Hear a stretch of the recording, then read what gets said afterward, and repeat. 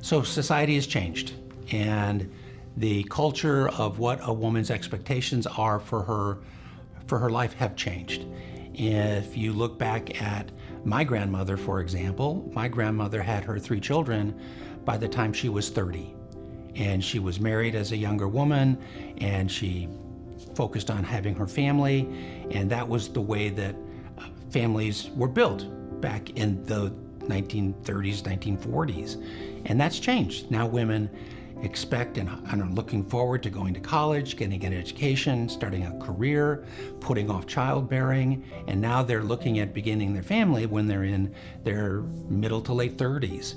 And that can then be a challenge. If they wait until they're in their 40s, it can be a huge challenge.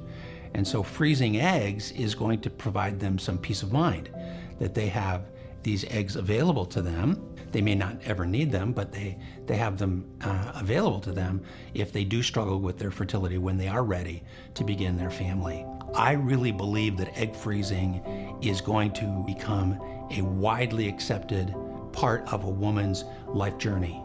I say jokingly sometimes to patients of mine that I believe that, in 10 or 20 years, there will be a rite of passage when a woman has her 30th birthday and her parents will gift her an egg freezing cycle, because that will be just the cultural norm of the day.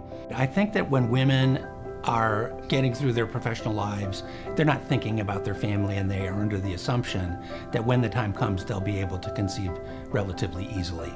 So most of the women that come in to freeze their eggs are in their middle to late 30s. And I wish they'd had that idea 5 years before that.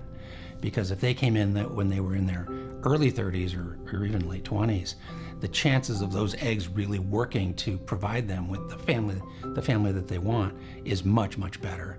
The egg really does change as women get older, and the older the egg, the harder it is to achieve a pregnancy.